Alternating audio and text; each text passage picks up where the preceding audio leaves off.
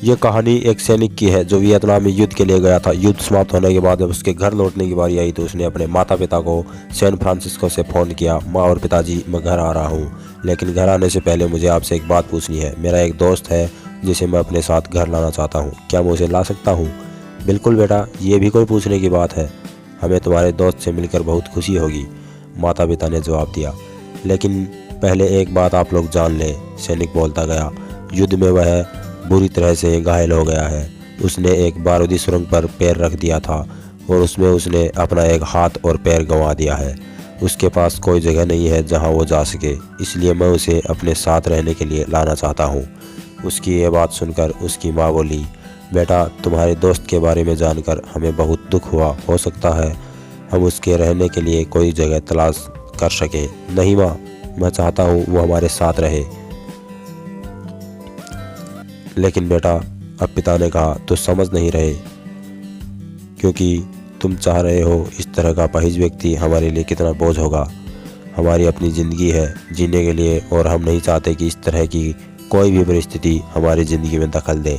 मेरे हिसाब से तुम्हें अकेले घर आना चाहिए और अपने दोस्त को वहीं छोड़ देना चाहिए। वह अपनी ज़िंदगी जीने के लिए कोई न कोई रास्ता निकाल ही लेगा। यह सुनकर उस सैनिक ने फ़ोन रख दिया। कुछ दिनों बाद उसके माता पिता को सैन फ्रांसिस्को पुलिस ने एक संदेश मिला जिसमें उन्हें बताया गया कि उनके बेटे की एक बिल्डिंग से गिरकर मौत हो गई है। पुलिस के हिसाब से ये एक सुसाइड केस था।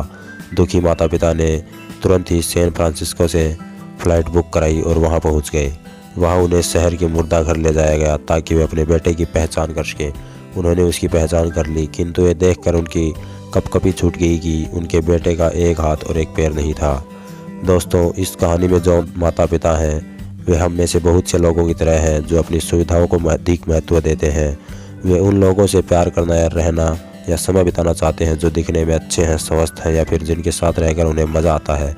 वे ऐसे लोगों को पसंद नहीं करते जो दिखने में स्वस्थ, सुंदर या स्मार्ट नहीं है, या जिनके साथ वे मज़ा नहीं कर पाते, या जो किसी भी रूप में उनके लिए असुविधाजनक है। वे ऐसे लोगों से दूरी बनाकर रखते हैं, लेकिन कभी कभी उनके इसी व्यवहार के कारण उनके सामने ऐसी परिस्थितियाँ उत्पन्न हो जाती हैं जब उन्हें पछताना पड़ता है। आइए लोगों को वे जैसे हैं वैसे ही अपनाएं और ज़रूरत पड़ने पर उनकी मदद करें। ऐसे ही और कहानियाँ पढ़ने के लिए चैनल को सब्सक्राइब ज़रूर करें। धन्यवाद।